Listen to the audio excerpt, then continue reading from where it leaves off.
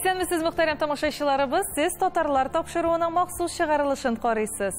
Әлеге чыгарылышта без сезгә татарлар тапшыруында атна дәвамында урын алган иң кызыклы һәм мөһим вакыйгаларны тәкъдим итәбез. Үтеп баручы ел үзенең шатлыклы вакыйгалары белән сөендерүен дәвам итә. Без шул күңелле мизгелләрнең үзәгендә кайныйбыз. Бүген юлыбыз Республика Крәшен мәдәнияте үзәгенә. Татарстан Республикасы крәшеннәренең иҗтимагый оешмасы эшли башлауына инде 12 елга якын. Зур бер үзәк булдыру идеясе һәр вакыт көн тәртибендә торды. 2008 елда Казан шәһәре башкарма комитеты Худякова 11 адресы буенча урнашкан 1867 елда төзелгән элеккеге малайлар хор гимназиясе бинасын Татарстан Республикасы крәшеннәренең иҗтимагый оешмасына күп еллык арендага бирә. 10 ел дәвамында биредә төзекләндерү эшләре алып барыла һәм ниһаять куллануга тапшырылды. Үзебезнең эшчәнлегебезне киңәйтү өчен, республикада бүтән өлкәләрдә дә җәелдерү өчен, балалар белән эшләү өчен, яшьләр белән эшләү өчен, үзебезнең гореф-гадәтләребезне саклап калу өчен тагын да зур мөмкинлекләр ачылды. Безнең әле официаль статусыбыз юк. Менә официаль статус алгач, без әлбәттә аны матур итеп үзебезчә ачачакбыз. Без бик рәхмәтле Татарстан дәүләтенә, президентыбыз Рөстәм Нургалиевичка менә безгә шундый ярдәм күрсәтеп, шундый зур биналарны җиткереп, шушы яңа ел алдыннан безне шушы матур йортка аяк бастырганнар өчен һәм без әлбәттә рәхмәтле үзебезнең җитәкчебез, Крәшен оешмасы җитәкчесе Иван Михайлович Егоровка. Аның да бик зур өлеше керде. Бүген Татарстан Республикасы премьер-министры урынбасары, Бөтендөнья татар конгрессы милли шура рәисе Васил Шәйхразиев бинаның торышы белән танышты. 2 катлы йортта конференц-зал, музей, хореография, тавыш яздыру студиясе, якшәмбе мәктәбе, музыка, милли уен кораллары сыйныфлары, кием тегү, грим бүлмәләре бар. Алар тулысынча җиһазландырылган. Васил Шәйхразиев иң мөһиме хәзер үзәктәге эшне тулы көченә башларга остазларны, финанс мәсьәләләрен хәл итү юлларын табып Татарстан Республикасы гына түгел, бөтен Россия күләмендә эшләргә кирәк дип билгеләп үтте. Чит өлкәләрдә үзеңнең милләтеңнең гореф-гадәтләрен, киемнәрен, ризыкларын саклап калу авыррак.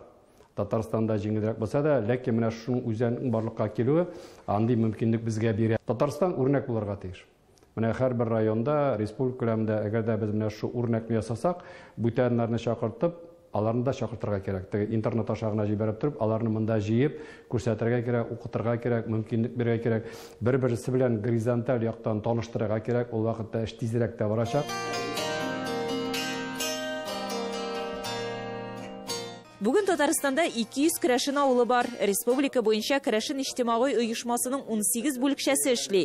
Россия төбәкләрендә Самара, Чиләбе, Киров, Оренбург, Башкортстан, Красноярскида да крәшеннәр күпләп гомер кичерәләр. Гөлия Садыкова, Татарлар, Казан. Дәвам итәбез. Озакламый яңа ел. Кыш бабай, кар кызы, кар бабай. Түбән Варта шәһәре балалары татар әкиятләре геройлары белән таныштылар. Яңа ел бәйрәме Мирас татар милли мәдәни мөхтәрияте һәм Ватан татар башкорт оешмасы тарафыннан милли мәдәниятләр үзәгендә оештырылды. Әлеге яңа ел тамашасыннан безнең репортаж.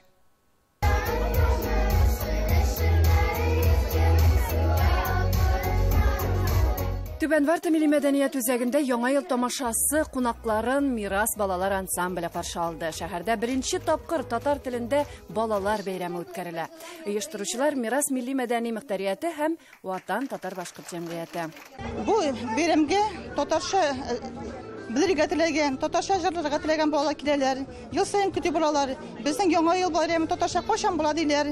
Җырлыйлар, бияләр. Соннан инде бәйрәм үтеп киткәч, ел буе шушы бәйрәмне искә алып, җырлап биеп йөриләр. Тамашада кышкы әкият татар әсәрләреннән геройлар катнашты. Кар кызы, кыш бабай шүрәле, убырлы карчык балалар белән татарча һәм русча сөйләштеләр. Һәркем аңлаша алды, чөнки яшь кунакларның күбесе якшәмбе көннәрендә татар теле дәресләренә йөри. И туган тел, и матур тел, әпкәм, әнкәмнең теле. Дөньяда күп нәрсә белдем, син туган тел аркылы. Бик безгә таныш бабай, сакал мыек, аклыктан, Үлгән безгә яракта. Шәһәр хакимияте әлеге чараның туган телдә булуын хуплады. Түбән Вартада 26 милли мәдәни оешма бар икән. Татарлар һәр вакыт беренче. Гел шулай булды. Біз иң беренчеләрдән булып яңа урамга Муса Җәлил исемен бирдек дип сөйли Мирас оешмасы җитәкчесе Рафаэль Мөхәммәтҗанов.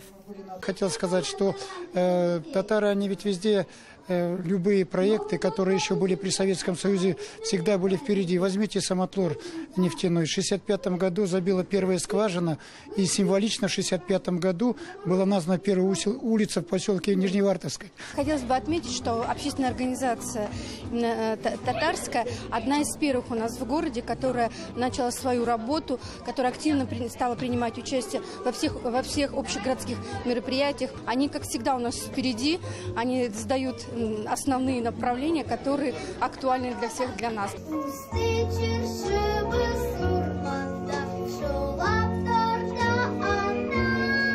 Мирас балалар төркеме шатлык өлкәннәр коллективы каршында оешкан. Бүген алар яраткан яңа ел җырларын башкара. Мин беләм Кыш бабайны, Снегурочкана. Мама меня водит ансамбль Мираска, и мы там поем по-татарски. Яңа ел килә безгә, әнә күпме гына килгән, әйләнә тирә безгә. Ялгызлар төшеп кушылган. Кызым занимается вот группа Мираста. 2-й год. Выступает, поет, танцует. Ну, на всякие мероприятия готовимся, костюмы шьем. Әгъзам Низаметдинов Түбән Вартада инде 38 ел. Ул милли хәрәкәттә. Бәйрәмгә 3 улы белән килгән. Ни кызганыч, элек татар телендә балалар бәйрәмнәре оештырылмады ди ул. Беренче ел шушындай зур җыелыш. Шулай җыелсак, Алла бирсә, татарларны күрәләр, беләләр. Бәйрәмнең һәр кунагы бүләк белән китте. Моны Мирас үзәге кайгырткан. Ләйсәнә Сыдырдинова, София Хайруллина, Татарлар, Түбән Варта. Татарлар тапшыруының төшерү төркеме Бурятия Республикасында булып кайтты. Татарлар анда 19 гасыр башыннан ук яши икән. Әлеге төбәк үзенең табигый һәм мәдәни байлыгы, диннәр төрлелеге белән күпләрне гаҗәпкә калдыра.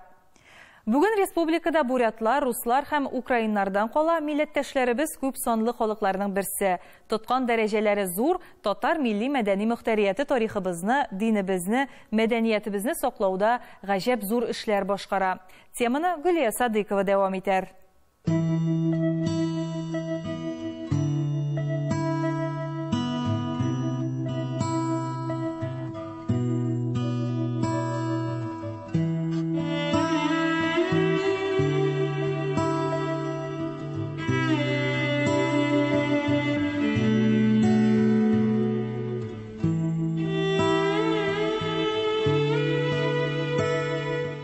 Biz гаҗәп зур илдә яшибез. Кайдадыр бу вакытта кояш бата, ә икенче бер җирдә таң атып килә.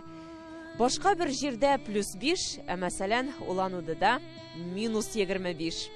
Гомумән бу аерымлыклар, үзенчәлекләр табигатьтә генә түгел, динебездә, мәдәниятебездә дә бар. Һәм һәр милләт кешесе кайда гына яшәсә дә, аның үзенчәлекләре, мәнфәгатьләре һәр вакыт искә алына. Мисал өчен Улан-Удыда берничә төрле дин тота халык. Иң күп таралганы Будда дине. Буддистларның үз корылмалары, датсаннары бар. Ислам дине дә бар, мәчет бар. Христиан дине, алар өчен дә үз гыйбадәтханәләре.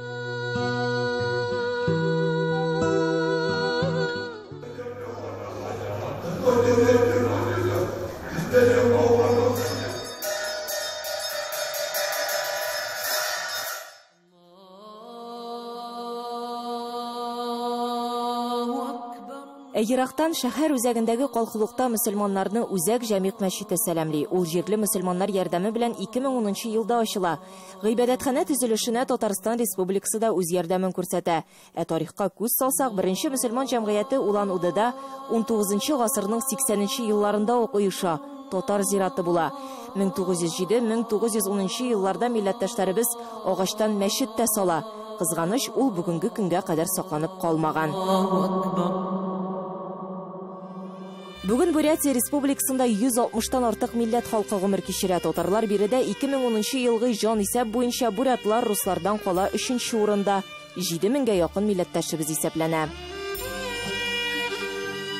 Беренче татарлар Бурятия Республикасына 19 гасыр урталарында ук киләләр. Бүген милләттәшләребез республиканың барлык районнарында яшиләр. Чиста татар авыллары юк. Иң күп татар яшәүче сала Иске Анахой. Анда 300 милләттәшебез исәпләнә. Җирле татар милли мәдәни мөхтәрияте рәисе Саҗидә Батталова татарлар тарихын туплап инде берничә китап бастырган. Аның әби-бабалары әтисе ягыннан Татарстанның Буа районы Янтуган авылыннан 1930 елда Кулак исемен тагып аларны авылдан чыгарып җибәрәләр. Әнисе Омск өлкәсеннән.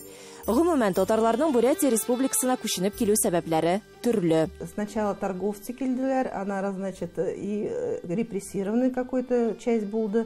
И уже 39-59 год всесоюзная программа переселения булды.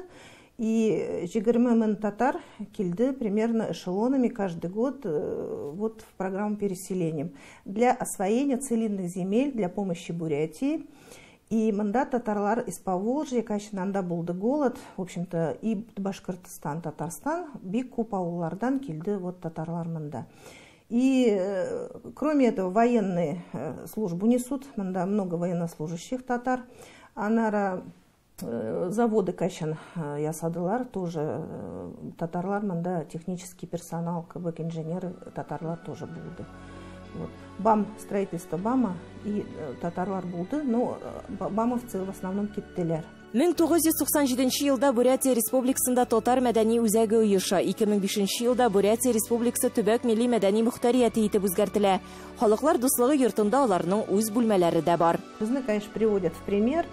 Безне мында яраталар. Получается, второй срок, как бы уже 6 лет прошло, как мен председатель Ассоциации народов Бурятии. Настолько вот татар рухы, татарманы внутри утра, что они надо вот алга и алга. Төрле милли оешмалар белән җирле хакимият тә уңай эш алып бара. Для национально-культурных центров, вот в том числе вот такой дом построен, здесь они все имеют свои офисы, проводим грантовые конкурсы, ну и те, кто поактивнее, конечно, имеют возможность эти грантовые конкурсы выигрывать. Ну а некоторые праздники, которые вот вначале были в грантовом конкурсе, потом становятся традиционными. Вот тот же Байкальский Сабантуй уже очень долго проводится, он уже плановое республиканское мероприятие. С этого года мы Навруз стали проводить как плановое республиканское мероприятие. До этого это были различные формы грантовые.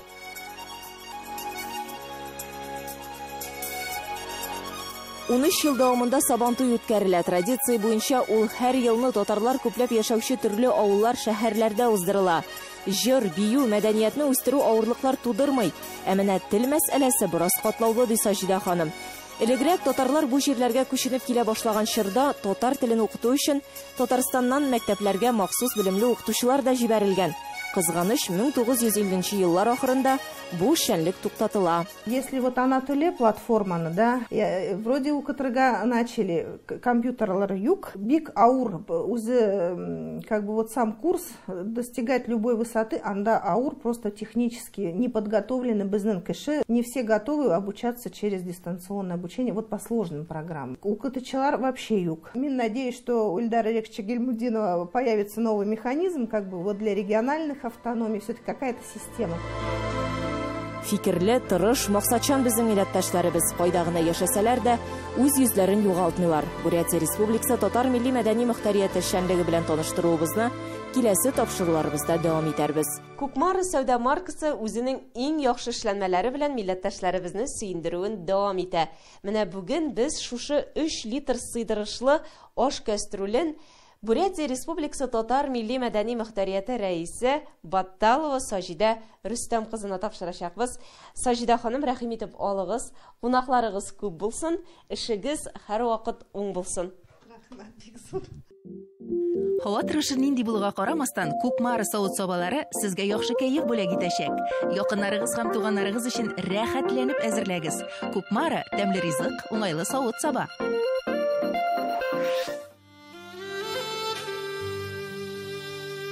Гүлия Садыкова, татарлар, Улан-Удэ, Бурятия Республикасы.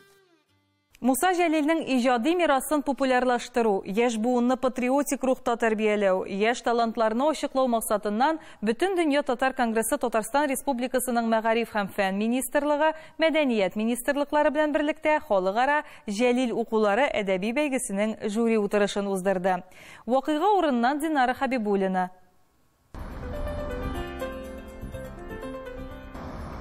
Жәлил укулары халыкара әдәби бәйге быел беренче тапкыр уза. Моңа карамастан катнашучылар саны 500дән артык. Бүген конкурсның 3нче этабы дәвам итә. Бөтен дөньяга сибелеп яшәүче милләттәшләребез герой шагыйрь Муса Жәлилнең шигырьләрен укыйлар. Әлбәттә, бу көнгә кадәр дә Муса Жәлил иҗатына багышлап төрле шигъри бәйгеләр оештырылып килде. Мәктәп, китапханә, мәдәният йортларында. Быел исә ул бөтен дөньяны кылычлап алды. Чараны уздыру максаты Россия Федерациясе төбәкләрендә һәм чит илләрдә татар телен, мәдәниятен саклау һәм үстерү. Бәйге 4 этаптан тора һәм 7 номинация буенча бәяләнә. Конкурсның үзенчәлеге катнашучылар яше 3тән алып 25-кә кадәр булуы. Biz birinci adımda big zor plankını koyarga tiyişmiz. Hem şundan çıkıp gelecekte onlarga işlerge yol göstereceğiz. Bu aybirge katnaşu özleri içinde, okutucular içinde, balalar içinde big zor bir adım. Şu hatişista matur tepsililer bütün mağanesini anlap özlerince mümkünlüklerinden çıkıp benim şialarımla şu balalar eğer vakit üter, şul balalar halkka şu özlerinin anlağanın singdirecekler.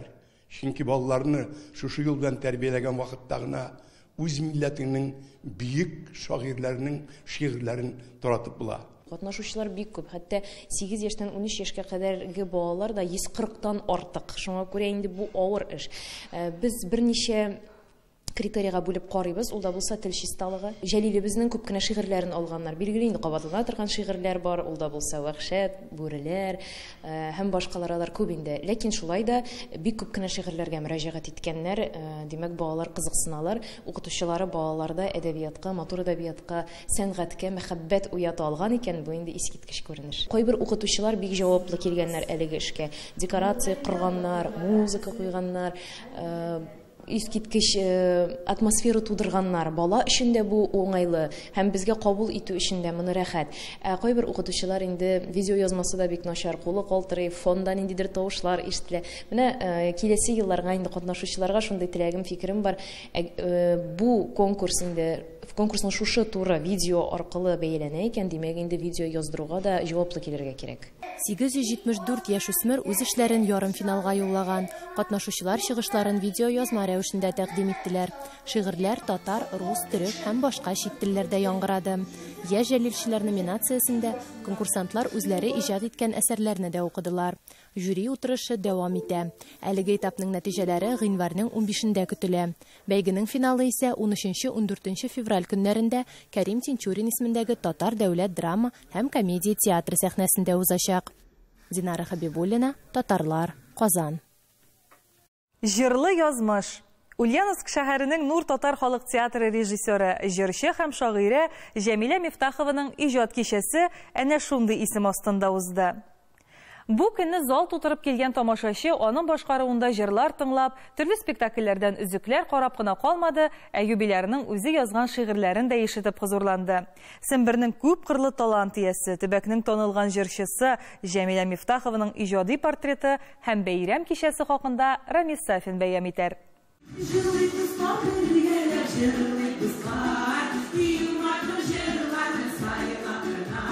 Шүпрәле якларында туып үскән халыкчан матур тавышлы Җәмиләне язмыш моннан 25 ел элек Ульяновск якларына китерә. Үзе әйтмешли, күреп китәргә генә килгән җирдән ул гомерлеккә Ульяновскда төпләнеп кала. Хыялы хәрби һөнәр сайлау булса да, сәнгатьне сөю үзенекен итә. Ул Казан дәүләт мәдәният институтын тәмамлый. Милиционер булырга да хыялланган идем.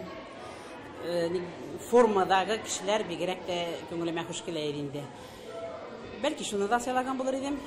Шулай да анда эшләсәм дә сәхнә, сәнгать үз сукмагына алып чыккан булыр идем гайын. Узган гасырның 90-нчы елларында Ульяновскида татар мәдәният үзәге ачылгач, Җәмиләне анда җырчы итеп эшкә алалар. Анда ул һәр төрле кыскартуларга, эшсез калуларга дучар булса да, үзендә нык ихтыяр кеше һәм сабырлык туплап, тимер юлга, вагонда озата баручы булып эшкә урнаша. Җай чыккан сайын һәр төрле концертларда, фестиваль конкурсларда катнаша. Дөрес репертуар сайлавы һәм иҗади яктан үз өстендә эшләве белән ул Сембердә исемен таныта. Өлкә татар җыры конкурсында лауреат була, компакт дискын чыгара, үзе язган җырларга клиплар эшли.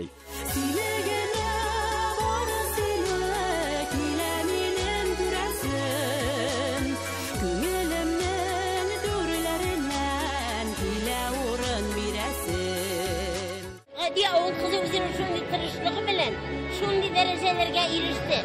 Elhamdülillah şükür demin. Ol bir iki yakınlar para, ol dinde de bit, ol kitapları, Kur'anlarda okurga öğrenip gerek. Koyan bu vakitte biz onu bir kere tabız. Ol bizim Sember sandığı. Cemile'nin yıllarını yaratmasına mümkün değil. Bütün yüreği bilen, bizim yüreğimizge ötüp bir onun cırları şimdi içteliyle cırlarını saylabala ol. Җәмилә ханым бар тик үз тырышлыгы, үҗәтлеге белән еллар дәвамында үзен югары белемле, киң диапазонлы җырчы булып танытты. Аның бай репертуарында композиторлар әсәрләре белән бергә татар халкының борынгы җырлары да зур урын алып тора. Минем репертуарымда төрле җырлар бар инде. Халык җырлары күбрәк, тавышым халыкчан булганга күрә. Халык җырларын башкарган кеше композитор җырларын җиңел башкара дип уйлыйм. Ул Сембер тамашачысы өчен җырчы буларак кына түгел, оста оештыручы, режиссер һәм шагыйрә буларак та ачылды. Киндиак мәдәният сараенда аның тырышлыгы белән оешкан Нур үзешчән театры бүген лаеклы төстә халык коллективы дигән исемне йөртә. Шунысы игътибарга лаек. Җәмилә ханым куйган спектакльләр бер көнлек, җиңел әсәрләр түгел, тамашачыны уйландыра, елата, кирәк чакта көлдерә һәм яшәүгә өмет уята торган саллы әсәрләр. Аның театрда эшләүләре бик тә шундый стихотворениялар язуы да Ул берсәк бер строгосты да бар, потому что строгость булмаса, авыррак алып барырга кешеләрнең күңелен күреп, барсында сәхнәгә бастырырга кирәк. Без аны белән курранабыз. Нинди безнең мероприятие булсын, кел Җәмилә анда, кел Җәмилә востребованный, әтимендә кел Җәмиләне сорыйлар. Концерт булганда Җәмилә буламы? Җәмилә булам миннән сорыйлар.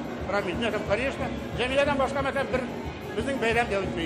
Соңгы елларда Җәмилә үзен шагыйрә буларак та танытты. Ул язган шигырьләрдә мәңгелек туган як, мәхәббәт темасы гына түгел, бик сирәкләр ачып бирүче аянычлы кеше язмышы, ялгызлык, тол хатыннар фәлсәфәсе дә күтәрелә. Бүгенге иҗат кичәсендә аның Казанда басылып чыккан беренче китабын да тәкъдим иттеләр. Ходай аңа күп кырлы сәләтне тумыштан күпләп кызганмый биргән.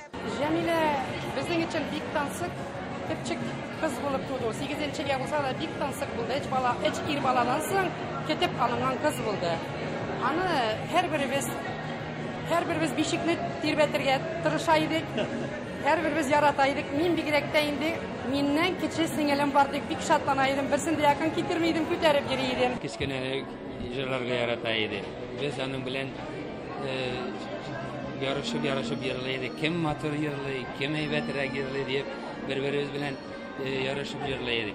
Ул әлбәттә инде кечкенәдән үк җырлар ярата иде. Гади бер авылның 8 балалы гади гаиләсеннән чыккан кыз бүген шәһәрдә, өлкәдә генә түгел, Идел буе төбәкләрендә дә зур танылу алды. Аның чыгышлары һәр җирдә дә зур һәм тулы тамаша залларында уза. Мәдәният хезмәтендә ул эшли 25 елдан артык һәм инде менә заллар тутырып, халыкны көңелләрен ачып, җырлап, биеп, көңел ачып, менә шулай без аны белән бергә шушы халык театрында да бергә эшлибез. Biz аны бик яратабыз, аның кебек йырлавын Казан артистлары да юк, Казан артистлары да йырлый алмый.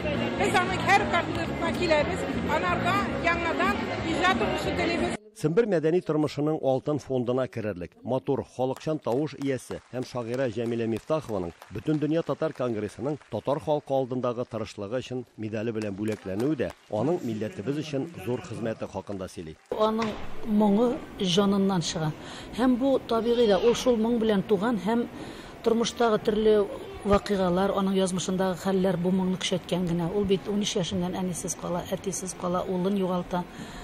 Шуңа күрә булар да үз эшен эшләгәндер. Ул әйткәнемчә тумышыннан, табигатыннан моң һәм шушы моң күңелендәге моң халыкка да барып җитә. Ап-ак салкын кыш уртасы булса да, Семберләр яраткан җырчыларын сәхнә тутырып, тәре чәчәкләр белән зурлады. Халык мәхәббәте менә шулдыр инде ул. Ульяновскидан Рамис Сафин, Татарлар. Бүгенгә менә шулар. Иртәгә татарлар тапшыруының яңа ел чыгарылышын карарга онытмагыз. Сау булыгыз.